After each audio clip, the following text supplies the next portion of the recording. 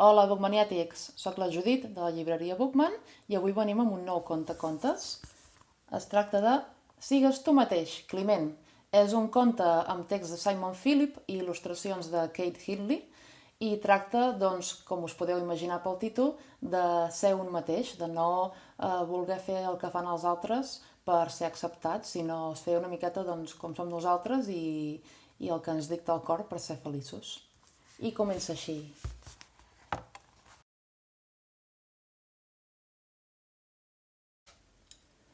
Jo sempre em comportava com s'espera que es comporti un conill. Feia el que em semblava correcte. Movia el nassarró, aixecava les orelles, menjava herba i cavava forats fondos als camps i als jardins, perquè és el que fan els conills. I quan no feia res d'això, mirava de ser el conill més adorable que us podeu imaginar. Quan els altres conills votaven, jo votava. Quan saltironejaven, jo saltironejava. I quan dormien, jo també dormia. I com ells, somiava. Però els meus somnis no eren com els seus. Eren menys de conill. Eren més estranys. Jo intentava fer veure que no passava res, que allò dels somnis no tenia importància. «Climent!», em preguntaven, «tu què somies?» «El mateix que vosaltres», mentia. «Somies amb pastanagues?», insistien. «Sí», tornava a mentir, «amb pastanagues de color taronja». Eren unes mentides terribles, espantoses. Feia el mateix dia rere dia. Per ser igual que els altres, movia el nassarró, cavava forats i mirava de ser tendre i adorable. I menjava més enciam del que hauria de menjar un conill en tota la vida. La resta també menjava altres coses, coses que ningú hauria de menjar. I aquí sí que vaig dir prou. No puc continuar així! Vaig començar a poc. Al començament se'm feia una mica estrany votar quan els altres saltironejaven. O saltironejar quan els altres votaven. Però de seguida m'hi vaig trobar còmoda. A la feina continuava fent com sempre. Bé, més o menys. I a les nits no m'ho havia passat mai tan bé. Mentre els altres dormien, vaig començar a arriscar-me una mica més. Alguns conillets em miraven amb cara de sorpresa, però la majoria no em feien gaire cas.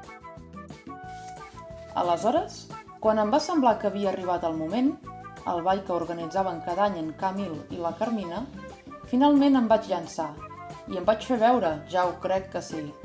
Es van quedar tots parats, bocabadats, esmaperduts, com conillets enlluernats pels fars d'un cotxe. «No et pots vestir així!», exclamaven. «Ets un conill!», insistien. «Tots som iguals!», cridaven. Però jo no era com ells. Entre cabrioles i zigazagues em vaig allunyar dels crits fins que el meu món va començar a girar i girar, cada vegada més ràpid, com no havia girat mai. Em sentia lliure, genial, jo mateix. I una mica marejat, ho he de reconèixer. Se'm devia haver posat malament l'enciam. Bé, i potser també per tanta giragonsa. Ja no em limitava a votar i saltironejar. Remenava el cul i la cua, em movia alliberat. Movia l'esquelet amb infinits passos de ball. La purpurina espurnejava i els lluentons centellejaven enmig d'un laberint de llums de colors. Era meravellós. La majoria dels presents estaven escandalitzats, enlluernats per la brillantor dels meus patins. Una mica per la bola de discoteca i potser per la meva indumentària. «L'heu vist? Però si sembla un conill discotequer!», va exclamar en Conrad. «És que és un conill discotequer!», va cridar la Cristina. «Que no sap que hem de ser tots iguals?», va lamentar-se la Carlota. Però la Clara no estava gens escandalitzada. «Doncs a mi m'agrada», va dir. «És diferent». La Clara es va deixar portar i al cap de poc era tan feliç i diferent com jo. Allò va fer reflexionar els altres. I en un tancar i obrir d'ulls... ja érem tots ben diferents. Quan vam estar esgotats de tant ballar, ens vam asseure en silenci, contents. Aleshores, els vaig fer la pregunta que em moria de ganes de fer. «De veritat que somieu amb pastanagues?»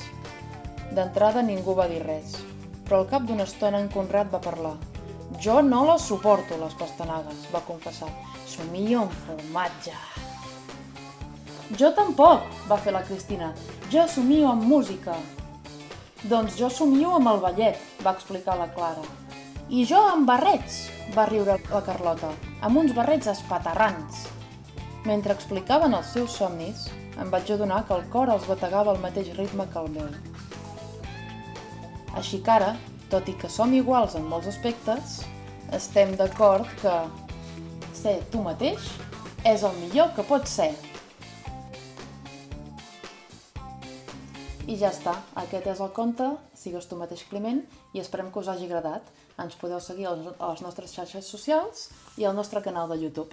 Fins la propera!